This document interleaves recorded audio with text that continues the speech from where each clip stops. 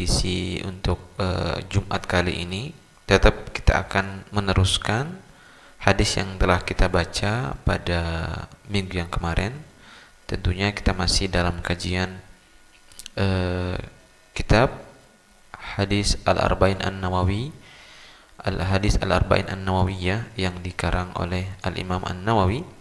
Dan kita pada edisi yang Jumat minggu yang lalu kita membacakan hadis yang ke-19 an Abil Abbas Abdullah bin Abbas radhiyallahu anhuma qala kuntu khalfan nabi sallallahu alaihi wasallam yawman faqala li ya ghulam inni uallimuka kalimat ihfazillaha yahfazuka ihfazillaha tajidhu tujahaka idza sa'alta fas'alillah wa idza ista'anta fasta'in billah wa'lam anna al-ummata law ijtama'at ala an yanfa'uka bi syai'in lam yanfa'uka illa bi syai'in qad katabahu Allahu lak wa in ijtama'u ala an yadurruka bi syai'in lam yadurruka illa bi syai'in qad katabahu Allahu 'alaik rufi'atil aqlam wa juffatis suhuf. Hadis ini bahwasanya satu hari satu ketika Sayyidina Abdullah bin Abbas itu dibonceng oleh Rasulullah sallallahu alaihi wasallam di atas kendaraan, di atas tunggangan. Kemudian Nabi sallallahu alaihi wasallam mengajarkan kepada beliau beberapa kalimat. Jagalah Allah, niscaya Allah akan menjagamu. Jagalah Allah, niscaya engkau akan mendapatkan Allah bersamamu. Apabila engkau meminta, maka mintalah kepada Allah Subhanahu wa taala. Apabila engkau memohon pertolongan, maka mohonlah kepada Allah Subhanahu wa taala. Dan ketahuilah bahwasanya seluruh umat itu ketika mereka berkumpul untuk memberikan kemanfaatan kepadamu, mereka niscaya tidak akan memberikan manfaat tersebut kecuali apa yang telah dituliskan, apa yang telah digariskan, dan apa yang telah ditetapkan oleh Allah Subhanahu wa taala.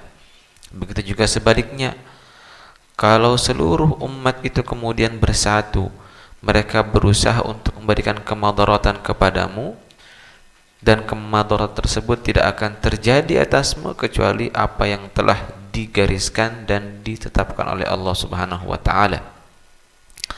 Telah diangkat pena-pena yang menulis takdir dan juga telah kering lembaran-lembaran yang ditulis di atasnya ketentuan-ketentuan Allah Subhanahu wa taala, sebagai kinayah bahwa segala sesuatu itu telah diputuskan, telah ditakdirkan oleh Allah Subhanahu wa taala pada zaman azali, pada zaman terdahulu sesuai dengan ilmu Allah Subhanahu wa taala.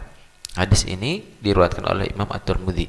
Di sana ada riwayat yang lain yang diriwayatkan, ditulis juga oleh Imam Nawawi di sini, riwayat sesuai yang menyerupai riwayat yang pertama tadi itu. Riwayat yang kedua ini dikeluarkan oleh Imam Ahmad bin Hanbal dalam musnadnya, dan juga riwayat yang kedua ini juga diriwayatkan juga oleh Imam At-Tabarani dalam Al-Mu'jam Al-Kabir, dan Al-Hafidz Al-Haythami mengatakan bahwa hadis ini ada dhaifnya, tetapi hadis ini kemudian untuk menopang saja hadis yang pertama tadi. Dalam hadis ini, selain daripada riwayat Imam Tirmidzi, disebutkan ihfazillaha tajidhu amamaka, ta'arraf ila Allahi fir raha ya'rifka fi shiddah, wa'lam annama akhta'aka lam yakun liyusibak wa ma asabaka lam yakun liyukhtiak, wa'lam anna an-nasra ma'as sabr wa anna al-faraja ma'al karb wa anna ma'al usri yusra. Hadis ini memiliki arti yang serupa atau arti yang mirip dengan hadis yang inti yang disebutkan oleh Imam Nawawi. Di sini dalam riwayat Musnad dan Imam At-Tabarani, ihfazillaha tajidhu amamaka, jagalah Allah Subhanahu wa taala, maka niscaya Allah akan bersamamu. Dan ini telah kita jelaskan pada minggu yang lampau, karena redaksi ini itu artinya sama dengan redaksi yang sebelumnya, ihfazillaha tajidhu tujahaka.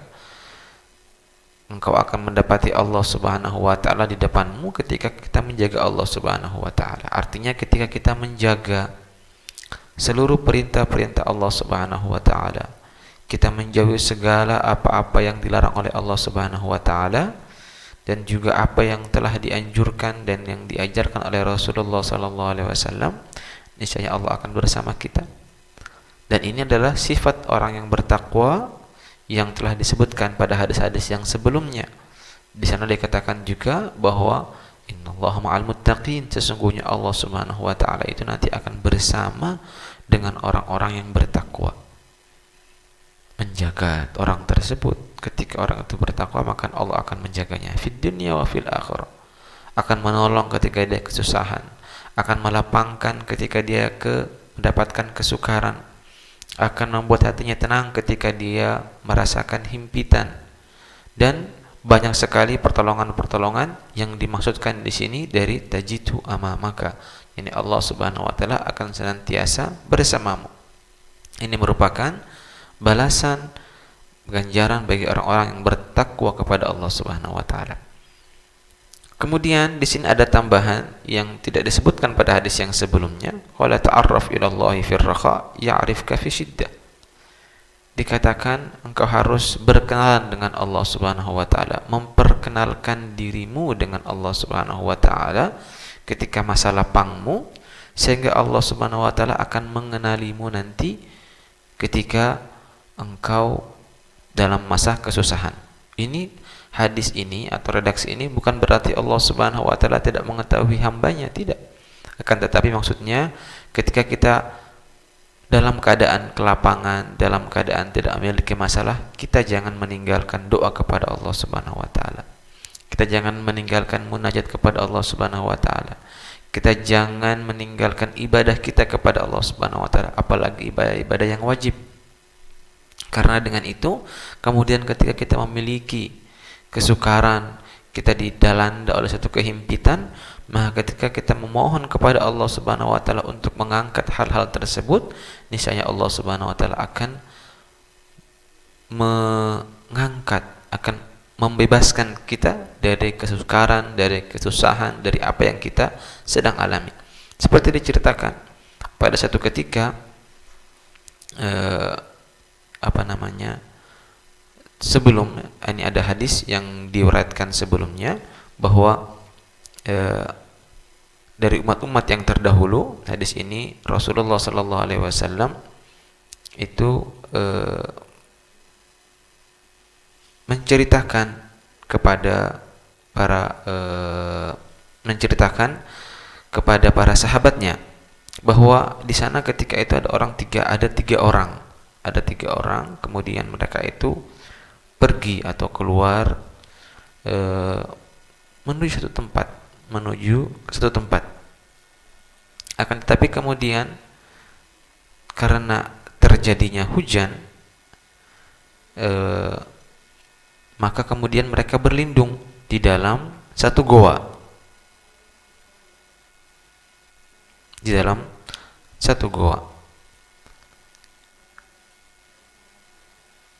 Kemudian karena saking derasnya hujan tersebut, maka kemudian jatuh batu menutupi goa tersebut.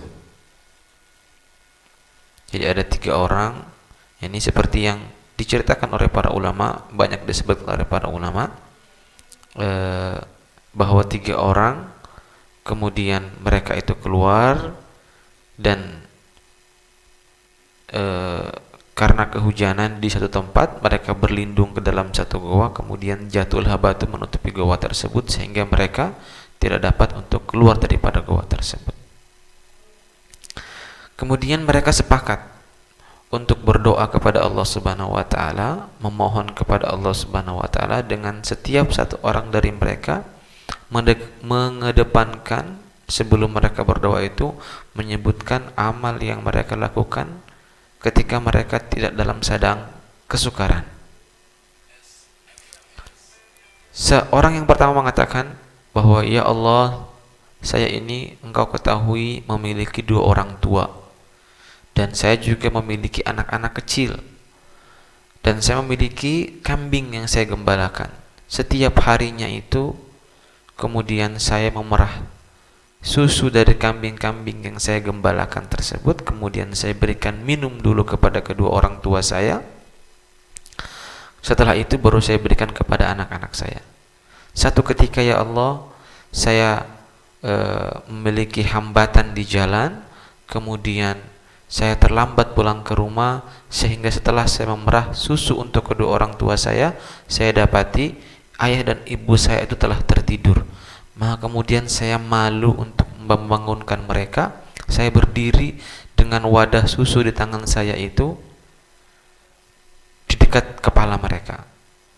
Dan anak-anak saya yang kelaparan belum minum susu tadi itu kemudian merengek-rengek minta kepada saya untuk memberikan kepada saya susu tersebut, kepada mereka susu tadi.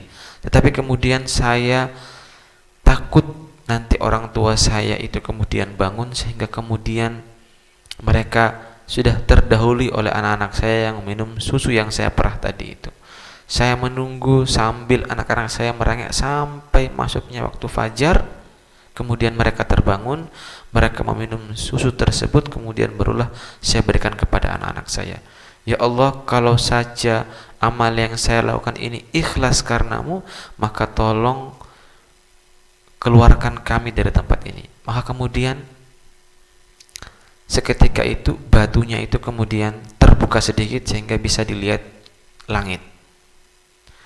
Kemudian orang yang kedua, dia berdoa, ya Allah, saya ini memiliki sepupu Misan yang sangat cantik, yang saya sangat cintai. Kemudian saya ingin melakukan hubungan dengan dia, hubungan yang dilarang oleh Allah Subhanahu wa taala, hubungan tanpa akad nikah. Sehingga kemudian perempuan tersebut tidak mau, selalu menolak saya, sehingga satu ketika terjadi himpitan masalah yang mendera perempuan tadi itu karena ada utang. Kemudian dia datang meminta tolong kepada saya dan saya akan membantunya dengan syarat dia akan menyerahkan tubuhnya kepada saya. Karena sudah terpaksa, maka perempuan tersebut mengiyakan, kemudian saya membantunya. Ketika saya sudah di atas perempuan tadi itu ingin melakukan zina, maka kemudian perempuan tersebut itu mengatakan, apakah engkau tidak takut dengan azab Allah Subhanahu wa taala? Engkau akan melakukan hal ini dengan hubungan yang dilarang oleh Allah Subhanahu wa taala. Seketika itu saya langsung tobat dan saya takut dengan azab-mu ya Allah. Dan apabila amal ini merupakan saya lakukan dengan ikhlas kepadamu, maka tolong lapangkanlah kemudian apa yang kami alami ini. Batunya terbuka lagi setengahnya. Jadi sekarang tinggal satu orang yang berdoa. Kemudian yang orang terakhir itu juga berdoa, ya Allah, saya ini dulu memiliki memiliki orang-orang yang bekerja kepada saya. Dan satu ketika dari pekerja-pekerja tersebut itu ada orang yang terlambat datang. Kemudian saya memberikan upah kepada orang yang terlambat datang itu seperti upah orang-orang yang hadir dari jam waktu kerja pertama. Sehingga ada salah seorang dari mereka tidak terima. Kenapa engkau memberikan upah kepada dia, upah penuh, sedangkan dia itu bekerja dari setengah hari? Sedangkan saya dan teman-teman yang lain itu bekerja dari pagi, kamu juga berikan upah yang sama seperti orang yang kemudian engkau berikan tadi itu, yang terlambat datang. Terjadilah kemudian percekcokan, kemudian dia pergi meninggalkan saya tanpa mengambil upah yang seharusnya dia miliki. Upah tersebut kemudian saya simpan dan saya belikan kambing, dan kemudian saya ternak kambing tadi itu sehingga Masya Allah kambing itu beranak pinak, kemudian ternak itu menjadi sangat banyak. Sampai beberapa puluh tahun kemudian datang orang tadi itu lagi, sudah renta, kemudian mengatakan, saya ingin meminta upah saya yang dulu pernah saya tinggalkan di sini. Kemudian saya mengetahui orang tadi itu bahwa dia dulu yang pergi meninggalkan upahnya, kemudian saya bawa dia kepada kandang kambing yang sangat banyak isinya. Kemudian saya berikan kepada dia seluruh upahnya tadi itu yang sudah diinvestasikan ke terhadap kambing tadi. Ya Allah, ketika Engkau mengetahui bahwa ini merupakan perkara yang ikhlas dari saya, maka tolong selamatkan kami dari goa ini. Kemudian batunya itu terbuka, kemudian mereka berdua itu bisa selamat dari dalam goa tadi. Itu kemudian satu kisah yang sering disebutkan oleh para ulama dalam kitab-kitab para ulama, bahwa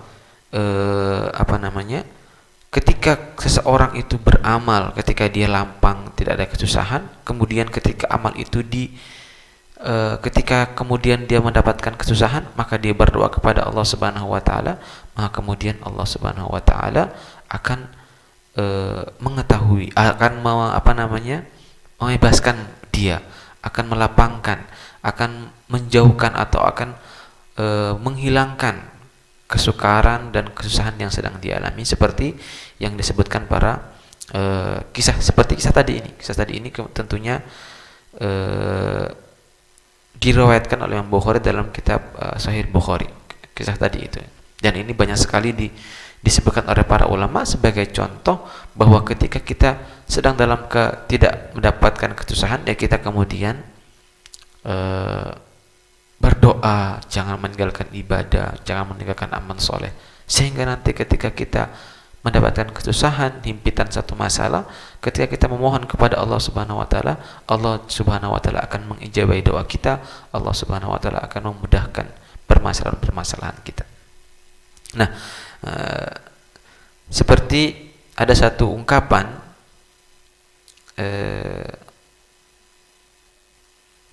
yang sering mungkin, atau ada beberapa ulama yang menyebutkan, ketika seseorang itu berdoa di dalam masa-masa lapangnya dia, ketika kemudian dia, karena doa itu sering didengarkan oleh para malaikat, kemudian ketika dia berdoa lagi dan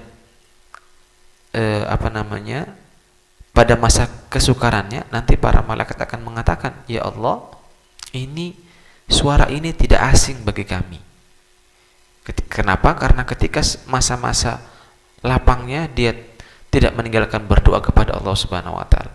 Jangan sampai kita itu berdoa kepada Allah Subhanahu wa taala, memohon kepada Allah Subhanahu wa taala hanya dalam masa-masa kita itu susah. Kalau sedang senang, lupa. Tetapi kalau kemudian terhimpit satu kesukaran, maka dia akan kembali kepada Allah Subhanahu wa taala. Dan itu banyak dari kita yang melakukan semacam itu. Akan tetapi terus kita berdoa, minta kepada Allah Subhanahu wa taala dari kebaikan akhirat, juga dari kebaikan dunia ini, sehingga kemudian nanti kalau kita mendapatkan kesusahan, kita berdoa kepada Allah Subhanahu wa taala, insya Allah Subhanahu wa taala tidak akan mengecewakan kita dengan doa-doa kita. Nah, kemudian dalam hadis ini juga disebutkan artinya sesuatu yang mirip dengan redaksi yang sebelumnya.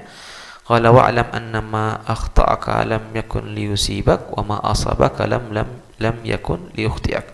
Sesuatu yang akan kemudian menimpamu maka tidak akan pernah, atau sesuatu yang luput daripadamu maka engkau tidak akan datang kepadamu, dan sesuatu yang engkau dapatkan dan tidak pernah akan luput daripadamu. Jadi semuanya telah digariskan oleh Allah Subhanahu wa taala. Sesuatu yang akan menimpa kita tidak akan pernah luput, dan sesuatu yang sudah digariskan oleh Allah Subhanahu wa taala akan luput daripada kita, akan lepas daripada kita, maka hal tersebut tidak mungkin kita dapatkan. Jadi seseorang itu kemudian harus yakin bahwa segala sesuatu yang dia dapatkan itu merupakan ketetapan, merupakan takdir dari Allah Subhanahu wa taala. Dan sesuatu yang dia tidak dapatkan, maka itu merupakan sudah ketetapan Allah juga. Itu yang membuat kemudian kita itu merasa ridha, merasa rela dengan segala apa yang kita dapati. Hari ini kita bekerja misalnya, kerja banting tulang, kemudian hanya mendapatkan uang misalnya 100.000, yaitu hari itu rizki yang ditentukan oleh Allah Subhanahu wa taala adalah segitu. Dan ada orang terkadang leha-leha tidak bekerja, satu hari itu kemudian Masya Allah dia dapatkan 1 juta.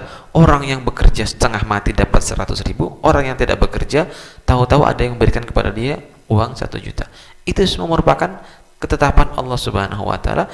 Jangan sampai kemudian kita merasa itu dongkol, kecewa dengan apa yang kita dapati. Ya Allah, saya ini kerja kok dari pagi sampai sore hanya dapat sekian. Jangan sampai, karena itu semua merupakan ketentuan Allah Subhanahu wa taala. Itu yang akan membuat kita itu ridha. Dan tentunya kalau kita ridha kepada Allah Subhanahu wa taala, maka Allah Subhanahu wa taala itu akan ridha juga kepada kita. Kalau kita sudah menentang, maka bagaimana kok seorang makhluk itu menentang Tuhannya? Kenapa sih kok saya diberikan sakit? Kenapa sih kok saya diberikan masalah? Kenapa sih kok saya diberikan begini? Itu semua merupakan ketentuan daripada Allah Subhanahu wa taala. Jadi sesuatu yang akan kita dapatkan tidak mungkin kemudian tidak dapat kita dapatkan. Dan sesuatu yang tidak bakal kita dapatkan tidak mungkin kemudian kita akan dapatkan. Sudah merupakan ketentuan Allah Subhanahu wa taala. Dalam gubahan syairnya, Al-Habib Abdullah bin Al-Haddad mengatakan, "La taktur hammuk ma qudri yakun." Jangan engkau memperbanyak rasa gelo, rasa kecewa di hati. Ma qudri yakun. Yang sudah ditentukan oleh Allah Subhanahu wa taala itu akan terjadi. Jangan kemudian terlalu kita memikirkan apa yang akan terjadi. Kita berusaha, kemudian kita tawakal kepada Allah Subhanahu wa taala. Setelah itu Allah yang menentukan. Karena kita ini makhluk, kita ini hamba daripada pencipta, dan pencipta itu kemudian melakukan apa yang ia inginkan. Dan tentunya Allah Subhanahu wa taala memberikan cobaan, memberikan musibah terhadap satu kaum, terhadap satu manusia, itu belum tentu kemudian karena orang itu diazab. Tidak, tetapi terkadang bala atau musibah atau cobaan daripada Allah Subhanahu wa taala itu adalah bentuk cinta Allah pada hamba tersebut. Artinya ada dua kemungkinan. Kemungkinan hamba itu kemudian dia melakukan satu kesalahan, kemudian diberikan dia satu musibah, itu untuk mengingatkannya bahwa dia telah mengerjakan satu kesalahan. Harus kemudian dia introspeksi diri kembali. Apa sih yang telah saya lakukan sehingga kemudian saya mendapatkan musibah semacam ini? Atau kemungkinan yang kedua, Allah Subhanahu wa taala akan meninggikan derajatnya. Ketika orang itu baik misalnya, sholatnya rajin, puasanya Masya Allah, sering bangun malam, sedekah iya, zakat iya, pergi umroh, pergi haji, tidak pernah menyakiti orang lain, kok masih diberi cobaan kepada Allah, dari Allah Subhanahu wa taala? Ini adalah kemungkinan dia ingin ditinggikan lagi derajatnya oleh Allah Subhanahu wa taala. Seperti yang diriwayatkan oleh At-Tirmidzi dalam hadisnya, dalam hadis yang beliau riwayatkan, Innallaha subhanahu wa ta'ala idza ahabba qauman ibtalahum. Kalau Allah Subhanahu wa taala itu kemudian mencintai satu kaum, maka Allah Subhanahu wa taala akan memberikan cobaan. Faman radiya falahu ridha. Barang siapa yang rela, yang ridha dengan cobaan Allah Subhanahu wa taala, maka dia akan mendapatkan balasan keridhaan, kerelaan dari Allah Subhanahu wa taala. Wa man sakhata falahu sukhut. Barang siapa yang tidak suka, barang siapa yang benci terhadap cobaan Allah Subhanahu wa taala, maka nanti Allah akan membencinya. Nauzubillah min dzalik. Jadi kita harus kemudian berusaha untuk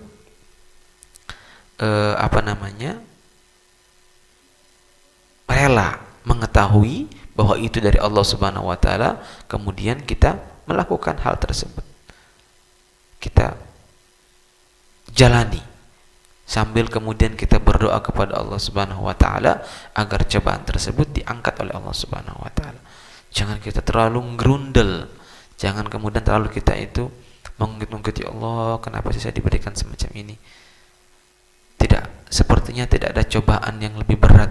Allah Subhanahu wa taala memberikan cobaan kepada kita dan hambanya itu pasti bisa mengatasinya. La yukallifullahu nafsan illa wus'aha. Allah tidak akan memaksakan sesuatu kepada seseorang kecuali orang tersebut itu mampu. La yukallifullahu nafsan, dari batas kemampuan orang tersebut. Tidak. Jadi Allah Subhanahu wa taala memberikan cobaan, dan cobaan tersebut insya Allah bisa dihadapi. Yang perlu dilakukan adalah kita kemudian mengetahui, rela bahwa ini merupakan adalah cobaan dari Allah Subhanahu wa taala, dan merupakan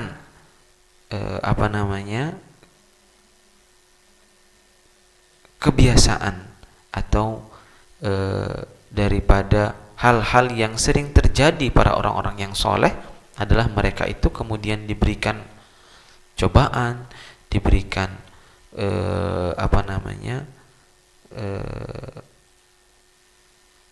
bala, diberikan musibah dari Allah Subhanahu wa taala. Itu untuk kemudian terus memoles para as-solihin tersebut. Jadi mereka, para solehin, para aulia Allah Subhanahu wa taala, terus meninggi derajatnya dengan di sisi Allah Subhanahu wa taala, itu salah satunya dengan cobaan-cobaan yang mereka dapatkan dari Allah Subhanahu wa taala.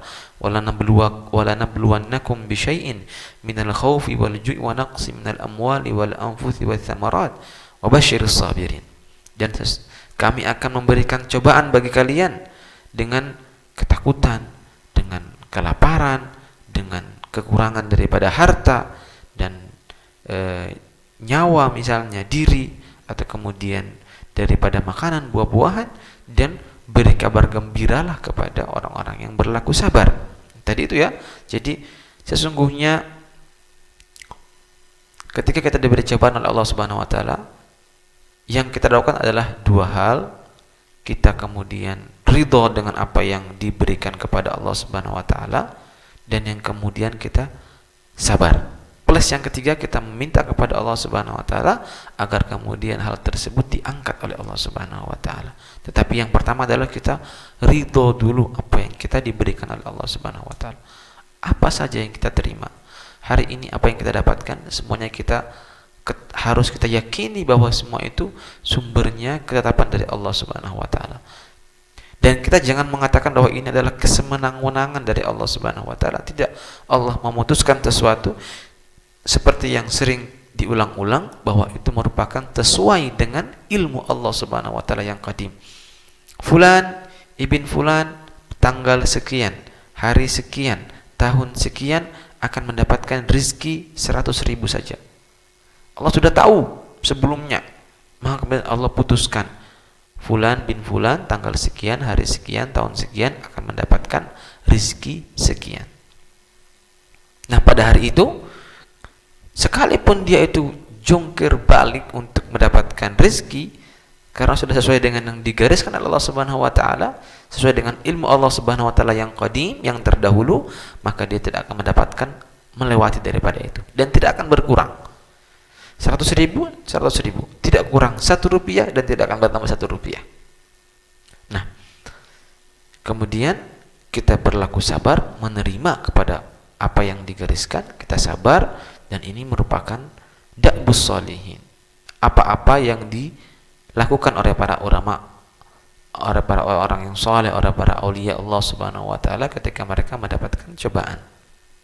Dan ini juga seakan dikuatkan dari hadis, lanjutan hadis tadi itu, qala wa'lam anna nasra ma'as sabr, sesungguhnya kemenangan itu bersama dengan kesabaran. Wa in sabartum lahuwa khairul lisabirin, apabila kalian bersabar maka itu adalah yang terbaik bagi orang-orang yang sabar. Jadi kemudian sabar, kita bersabar dengan apa segala ketetapan, ketentuan yang telah ditetapkan oleh Allah Subhanahu wa taala untuk kita jalani dalam kehidupan ini. Kemudian lanjutan hadis itu, walau annal faraja ma'al karbi, sesungguhnya kesukaran itu akan bersama dengan kelapangan. Artinya kalau kita mendapatkan satu kesukaran, satu kesukaran, satu kesusahan, itu tidak akan terus menerus macam itu. Nanti akan ada ujungnya, akan ada akhirnya. Hanya saja kemudian terkadang kita, ya Allah, kok saya ini susahnya itu lama sekali. Tetapi ketahui bahwa semuanya itu adalah ada ujungnya.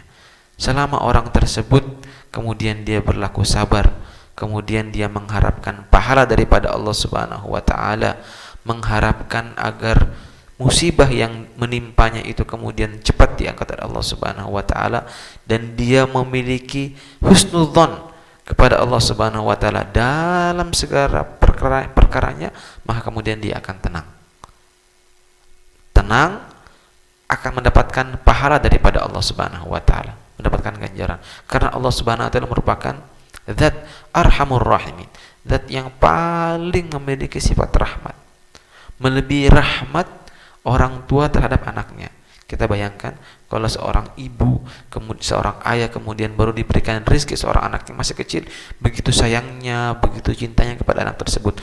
Cinta Allah Subhanahu wa taala, kasih sayang Allah Subhanahu wa taala kepada hambanya itu melebihi daripada hal tersebut.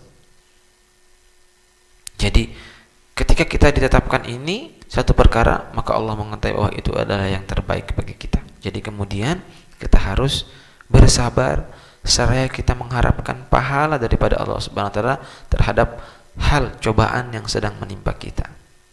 Dan kemudian wa anna ma'al usri yusra, sesungguhnya bersama dengan hal yang susah itu ada yang mudah. Seperti yang disebutkan dalam surat dalam Al-Qur'an, wala inna ma'al usri yusra, inna ma'al usri yusra. Al-usurnya disebut satu kali, al-yusur disebut dua kali. Karena dalam kaidah grammar bahasa Arab nahwu itu, kalau ada yang ma'rifah itu terulang, maka dia itu sama. Di sini kan terulang dua kali kata-kata al-usru, yaitu kata-kata susah. Inna ma'al usri, ma'rifah, ada alif lamnya. Al-usri, fa inna ma'al usri yusra, inna ma'al usri yusra. Jadi kata-kata al-usru di dalam dua ayat tadi itu disebutkan dua kali, dan dua-duanya itu ada alif lamnya, berarti dia itu ma'rifat, berarti satu. Dan kata-kata yusr itu disebut nakirah karena tidak ada alif lamnya, maka disebut di sini fa inna ma'al usri yusra, yusra. Inna ma'al usri yusra, berarti ada dua kali. Jadi selamanya kalau kita itu diberikan kesusahan oleh Allah Subhanahu wa taala, maka kemudian yang dijanjikan kepada kita bahwa di depannya itu ada dua kemudahan. Satu kesusahan akan diberikan balasannya dengan dua kemudahan. Seperti yang diriwayatkan juga dari hadis, walan lan yaghliba usrun yusra, ini tidak akan bisa mengalahkan satu kesusahan mengalahkan dua kemudahan. Harusnya dua kemudahan akan mengalahkan satu kesusahan. Jadi kita harus mengetahui bahwa Allah Subhanahu wa taala itu tidak, sebenarnya kalau kita diberikan cobaan susah, maka balasannya itu akan diberikan kepada kita, janjikan kepada kita dua kemudahan. Nah, ini kemudian merupakan apa yang kita bisa pahami dari hadis yang ke-19. Kemudian masih ada waktu, kita akan teruskan membaca hadis yang ke-20, hadis yang diriwayatkan dari An Abi Mas'udin Uqbah ibn Amr Al-Ansari Al-Badri radhiyallahu anhu qala Rasulullah sallallahu alaihi wasallam, inna mimma adrakan nasu min kalamin nubuwatil ula idza lam tastahi fasna ma syi'ta. Hadis ini diriwayatkan dari Abi Mas'ud, bukan Ibn Mas'ud. Nama beliau adalah Uqbah ibn Amr Al-Ansari Al-Badri radhiyallahu anhu. Beliau berkata bahwasanya Rasulullah sallallahu alaihi wasallam itu bersabda, sesungguhnya dari hal-hal yang diketahui oleh orang-orang daripada ucapan-ucapan kenabian yang terdahulu, ucapan-ucapan kenabian yang pertama yaitu idza lam tastahi fasna ma syi'ta. apabila engkau tidak memiliki rasa malu, maka kerjakanlah sesuai kehendakmu. Kerjakanlah sesuai keinginanmu kalau engkau tidak memiliki malu. Nah, hadis ini diriwayatkan dari Ibnu Mas'ud tadi. Beliau adalah seorang sahabi, hadir pada perjanjian Aqabah yang ketiga. Kemudian ketika itu beliau masih kecil. Tadi saya bacakan nama beliau adalah Uqbah bin Amr al-Ansari al-Badri. Ada khilaf antara ulama apakah beliau ini kemudian hadir dalam peperangan Badar. Sana seperti yang kita ketahui, para sahabat 313 orang yang hadir dalam peperangan Badar itu memiliki kedudukan yang istimewa di sisi Allah Subhanahu wa taala. Disebutkan Al-Badri, ada ulama yang mengatakan bahwa beliau ini benar-benar hadir dalam peperangan Badar. Ada juga yang mengatakan bahwa sebenarnya beliau itu tidak hadir dari peperangan Badar, cuma beliau itu bertempat tinggal di Badar. Jadi rumahnya beliau itu dekat Badar tadi, satu tempat yang terjadi peperangan di situ. Kemudian beliau itu dinisbatkan ke tempat tadi, dibilang Al-Badri.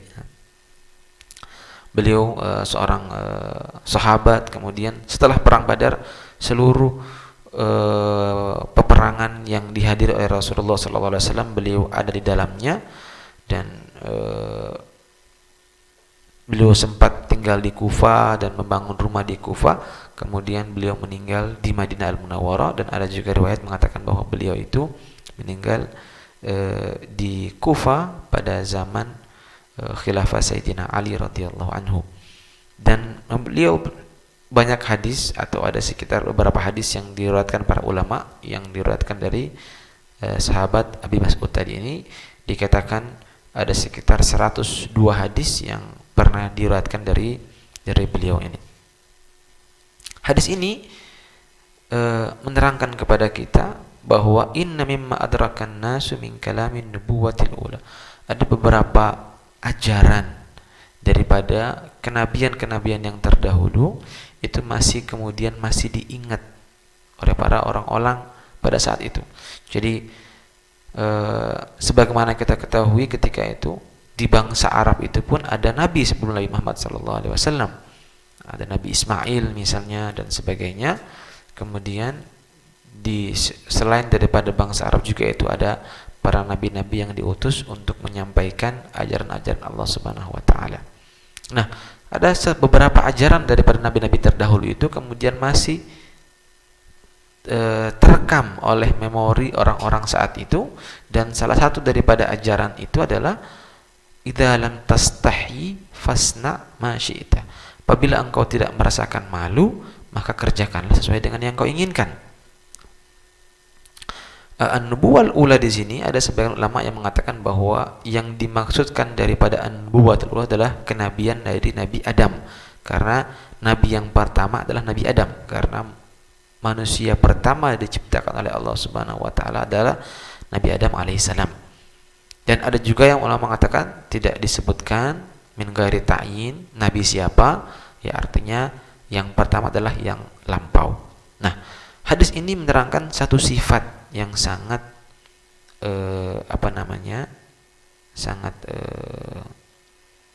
besar manfaatnya, yaitu sifat malu, yang seharusnya itu sifat tersebut itu dimiliki oleh orang muslim dan juga seluruh orang, khususnya kita sebagai penganut agama Islam, baik yang laki-laki atau yang perempuan, harusnya itu memiliki rasa malu. Dan sifat malu itu tentunya ada yang baik dan ada yang buruk. Tetapi kemudian sifat malu yang baik itu adalah sifat yang membuat kita malu terhadap Allah Subhanahu wa taala. Mau melakukan perbuatan, kita lihat dulu apakah perbuatan ini baik atau tidak baik. Ketika tidak baik, kemudian kita merasa malu, ya Allah, saya ini setiap hari diberikan rezeki, diberikan nikmat dari Allah Subhanahu wa taala. Bisa bernapas, bisa berbicara, bisa makan, bisa minum. Rezeki dari Allah Subhanahu wa taala. kalau saya mengerjakan dosa, berarti saya melanggar orang yang memberikan kepada saya.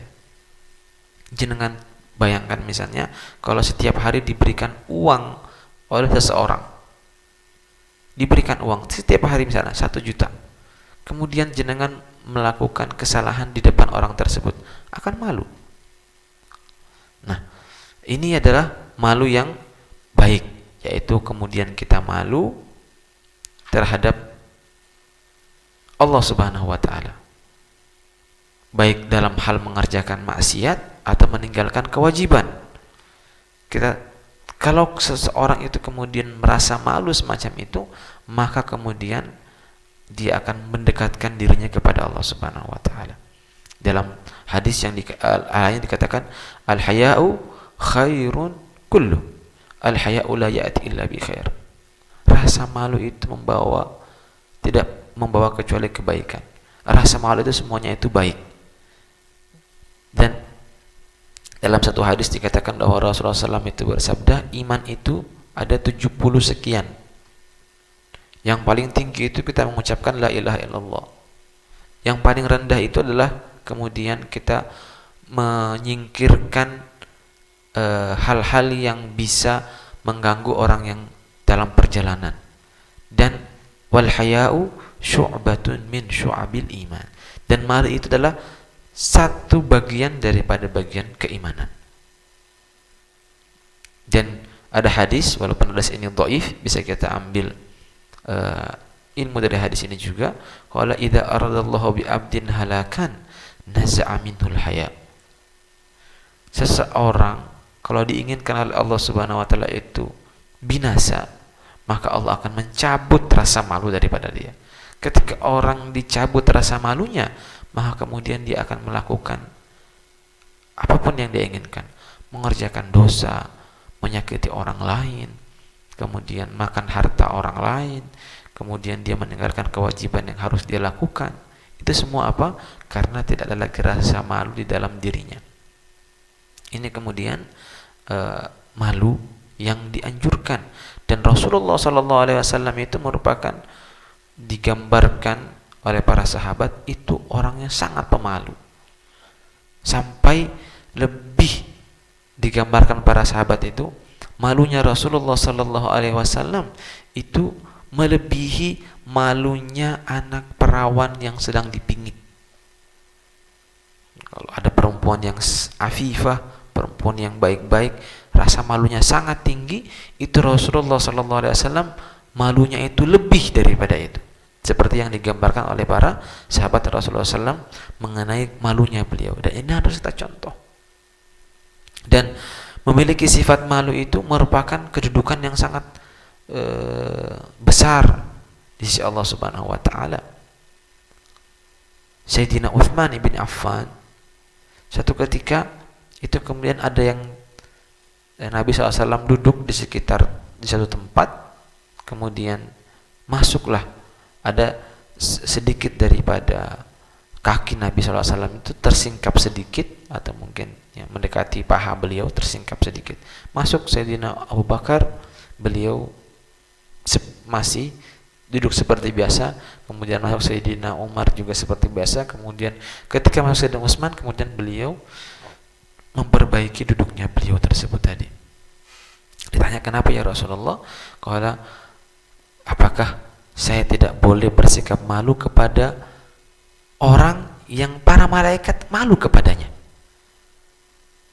Yani para malaikat itu pun saking Sayyidina Utsman bin Affan itu memiliki sifat malu yang sangat besar, agung, kemudian para malaikat malu kepada Sayyidina Utsman bin Affan. Tidak pernah meninggalkan kewajiban, selalu mengerjakan kebaikan, sampai dinikahkan oleh Nabi sallallahu alaihi wasallam dengan kedua anaknya. Pertama dinikahkan, kemudian ketika meninggal istri beliau dinikahkan lagi dengan anak Rasulullah SAW yang kedua, 2 kali, sehingga kemudian disebut dengan Dzunnurain, orang yang memiliki 2 cahaya, karena pernah menikah 2 kali dengan anak daripada Rasulullah SAW. Ketika meninggal anak yang kedua, istri yang kedua tadi itu, Rasulullah SAW itu menghibur Sayyidina Utsman, ya Utsman, kalau saya itu memiliki anak yang perempuan lagi yang ketiga, niscaya saya akan nikahkan dengan engkau. Nah, tentunya malu di sini juga itu ada malu yang tidak bagus. Tidak semua malu itu bagus ya, ada malu yang tidak bagus. Malu yang tidak bagus itu kalau misalnya malu untuk bertanya misalnya, sehingga kemudian dia tidak mengetahui hukum-hukum Allah Subhanahu wa taala. Sayyidatina Aisyah itu memuji para sahabat daripada kabilah Ansar. Qala ni'man nisaul Ansar. Memuji perempuan-perempuan dari Bani Ansar. Qala lam yamna'hunnal haya'u an yas'alna an amri dinihin. Rasa malu itu tidak menghalangi mereka untuk bertanya masalah-masalah agama mereka. Jadi kalau untuk masalah agama, untuk kita ketahui apakah ini benar, apa ini salah, jangan malu untuk bertanya. Jangan malu untuk bertanya. Nanti tersesat di jalan. Nah, kalau lagi bepergian ke suatu tempat tersesat, ya tanyalah, jangan malu. Oh, nanti berpikir, oh kemarin saya mendengarkan penjelasan bahwa malu itu bagus, ya sudah, saya nggak mau nanya jalan. Nah ya, tambah tersesat nanti jalan, nggak ketemu tujuannya. Jadi malu itu ada yang bagus, ada yang tidak bagus. Termasuk juga malu yang tidak bagus itu adalah malu dalam amar ma'ruf nahi mungkar. Tidak bagus. Kita melihat kemungkaran, kita merasa bisa untuk membenahi kemungkaran tadi itu, kemudian kok kenapa kamu nggak benahi? Malu sama itu. Nah, itu yang kemudian juga tidak malu yang tidak bagus. Tetapi tentunya nahi mungkar ini sesuai dengan syarat-syaratnya yang sudah dijelaskan. Tidak semua orang itu boleh gampang ya melakukan nahi mungkar. Falyughayyiru biyadih misalnya, main mendungi orang, yang enggak juga. Tetapi kemudian ada cara-caranya bagaimana kemudian kita melakukan melakukan izalah, menghilangkan kemungkaran. Tidak mampu dengan tangan sesuai dengan syarat, sesuai dengan ketentuan yang dituliskan oleh para ulama, kita lakukan. Tidak mampu dengan tangan, dengan ucapan.